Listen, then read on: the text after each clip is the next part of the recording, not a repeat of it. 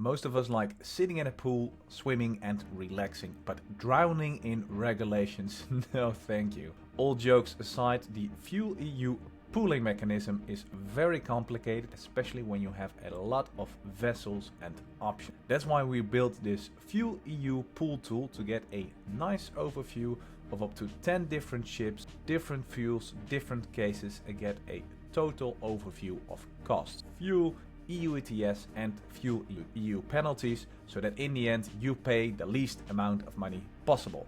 Let's dive in. Here we have the pool tool, and we're going to start with 2 ships. You can choose the amount of ships here. It's already quite complicated, and first we're going to do 2 ships and then a little bit more. We can go up to 10, and in the premium version you can basically do as many as you want. We're going to leave EU ETS price at 75. No, you know what? We're going to do 72. Has a nice ring to it. We're going to stick to these fuel types, and at the moment in the public version there's only intra-EU metric tons of fuel per ship and only one fuel. But change that when we continue. So if we press continue, we see a lot of information, so let me zoom out there a bit. What do we have? We have different scenarios that we can save and call different names so that we can compare our pooling strategies. Here we have the different ships with a main fuel and a blend fuel to see how that impacts the total costs. We have the resulting balance in metric tons CO2 equivalent for FuelEU, and we can add metric tons in case we have a positive balance or a surplus. In this case that's not available because we have a negative balance. And then finally EU ETS fuel cost, and here we have a total sum of all the different ships or the fleet itself. We can change around with reporting years, so we can change different reporting years and then compare towards the future. That's what we're going to do shortly. First, the fuel parameters and input parameters. So we have fuel parameters here where we can change around with different fuels that maybe you have. I mean, we have them from the regulations. But first thing I'm going to do here, for example, I'm going to use HVO later on, and usually I forget. I'm going to make this 12. We have quite conservative values for biofuels here. So if you have your proof of sustainability with E on it, then you can change those parameters here, and you see that it automatically impacts different fuels, and also you can adjust fuel prices. That's extremely important, of course, because that's going to usually impact the different mixes, costs, etc. So make sure to have a look at the fuel price. We're going to save the different case details. Now we haven't saved anything, but you can save those scenarios so you can come back later. Yearly penalties for each ship and the total, so you see how it develops over the years in plans. And if you want, we can customize the input parameters, because what we do is we take the amount of fuel, transform it into an amount of energy, and then if you blend different fuels you get the correct amount of energy. So for example, if we change main fuels from one type to another, for example from MDO to I don't know what not, let's see, methanol, then you still have the right amount of energy mix and not the right amount of metric tons. But you know, I'm gonna leave it to LFO. So what do we have here? We have a current scenario where we have, well, basically a negative balance. So we need to have some sort of mixing, and I'm gonna, like I said, do it, well, easy. I wouldn't say easy, but first I'm gonna mix with HVO. And I'm gonna do a 2025 base case. So I'm gonna call this 2025 base case. Here we go, save it. That's our base case. And then I'm gonna change it slightly if I can. Oh yeah. So if I have a very, oh, that's already 0, 1%, 2%. No, just in this case with these fuel parameters, of course, only, it's gonna be easier when we get to 2030 and stuff. Or 4%. So I'm gonna save this as 2025 HVO 4%. No, there we go. And that should be a little bit less expensive than our base case. And then moving on to 2035, for example, that's when we see more pronounced differences. Let's see. First we're gonna change it back 0%, and we're going to do 2035 base case, save, yeah, and then we're going to see how much we need to mix, and if there's, oh yeah, there's, yeah, here we go. So slide around 18%. So in this case 18% roughly opted. Well, shouldn't surprise anyone, because that's close to the decarbonization targets from FuelEU. Then of course, very important to check if these fuel prices, for example for HVO, we now have 1300 euros per metric ton. Well, that's on the low side, so let's see if we can, what happens if we make it 1600. There we go, 1600. Then automatically our current case, well, it's still better, 1600. Maybe make it 1800. Yeah, so okay, HVO can still go up quite a lot in order to avoid this very big penalty. And then we can pool these together. We cannot pool these together because we still don't have a surplus. So what if we made a surplus? So we're going to do HVO 18%, save it. And now we're going to do 2035. Oh, that one. 2035 pooling. Finally, we get to the pool part. First, we need to make a surplus, and we need to make a surplus of around plus 4,900 in order to compensate for the other one. 4,900, 5,000. Okay, so our current case is more expensive than our base case. Bad. But then we can add 4,896. There we go. Even more cost savings. Happy me. Okay. No, hopefully happy you. But here we go. We have, in this case, when we pool our balance together, we do have to, of course, input more biofuels in this case of these parameters, but then ultimately we save the FuelEU penalty, which is quite a lot. So this is just for 2 ships.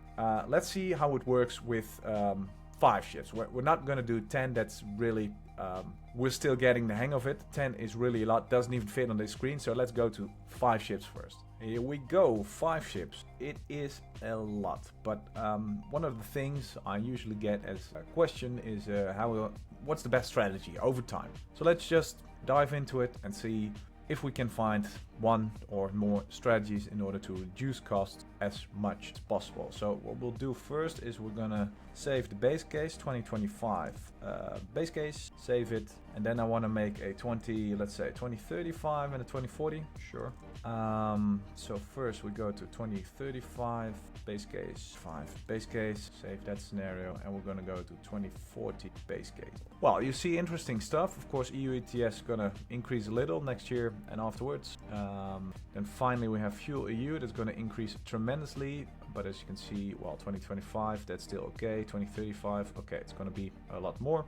And 2040, that's when we're going to have issues in terms of, well, probably before, but in terms of costs, etc. So this could be helpful to get some insights, but what we really want to know is how much do we need to pool, how much do we need to blend, etc. So I'm going to stick everything to 2040. Stick everything to 2040. I'm just going to do 2040 as a base case, and then first of all I'm gonna see if I cannot use alright, here's one vessel with a lot of biofuels, or take one vessel, do all the measures on it, and then see if we can use any surplus for the other vessel. So I'm gonna do one vessel with the HVO, and let's see, HVO, that's the one, and then we're gonna blend. We need a lot of, you already see sort of an optimum here.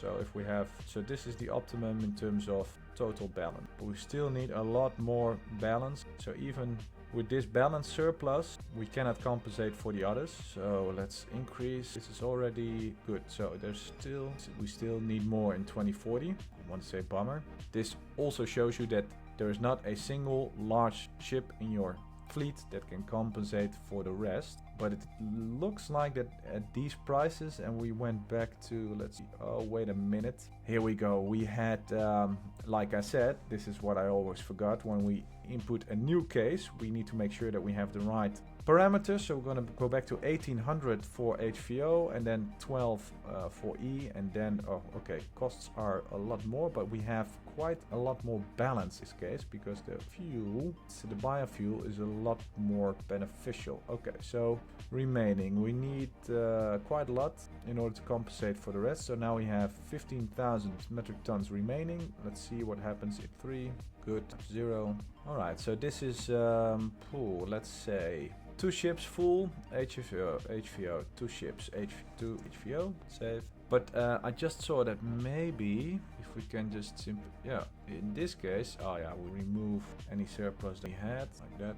Is there any way we can simply, doing nothing is not better in this, but maybe, yeah, here. Ooh, okay. So you see, not pooling and versus pooling should matter much, but maybe we can do another case with two ships, HVO, 2 ships, no pooling. All right. So here you see you pay almost the same. You pay more FuelEU, but you pay less fuels. So, and of course EU ETS. So this is where, of course, you need to see what ultimately with your fuel parameters would be the most optimum case. Now we're going to do one more, see if I can use a lot of HVO and then simply compensate for the rest. So we have 32,000 remaining, 938, 27,000, that's too much. So if we have balance plus 21, so we can use this 3, oh man, so hard, 338, added 8289, added remaining. Yes, all right, ultimate, happy us. Okay, so we see that in the end, putting in more biofuels with these parameters and fuel cost, of course we're gonna pay more in fuel cost, but we're gonna pay less in penalty. Ultimately, I guess that's what the EU is going for, to really decarbonize the industry, and this shows that given these circumstances, it's definitely better to reduce that FuelEU penalty, and it's only gonna increase if you go to 2050. If we go to further, then yeah, you see that it's gonna be even more pronounced in these cases. So beautiful. Okay, so this is already quite complex, but I can imagine you want to make your own cases, play around, save some more, adjust here and there, and that's where the Excel itself comes in. So what do I mean with the Excel? Members and people who pay for the premium Excel can download all the calculations, everything we do, and then you have everything in your own hand. So this is the Excel where you can see, okay, we have the same input, fleet, you choose different ships, fuel type, how much you consume, etc. You can also change the reward factor for wind and input shore power parameters, and then we get an output similar to what we had just now. But play more, you can adjust more, you can save more scenarios, maybe add more ships. All the calculations are done here, as you can see, with all the intermediate steps shown as well, so you can check, see how we calculate it as per the regulations. We round everything to metric tons, but maybe you don't want that, maybe you want to have it per grams. I don't judge. The penalty tables here for each different consecutive years and all the different ships, we have the penalties calculated in addition to the FuelEU tables that provide all the numbers and parameters that we use for the different fuels. And for example, the EU ETS factor can be adjusted readily because we know some changes are upcoming there as well. These things never stop. So if you're ready for a nice, refreshing dive into FuelEU, feel free to download the Excel. As stated, members can download all the Excels freely for a fixed price per month, and also let us know what they want to have built on top of it. That being said, enjoy swimming around in FuelEU, contact us for any questions, and have a great day.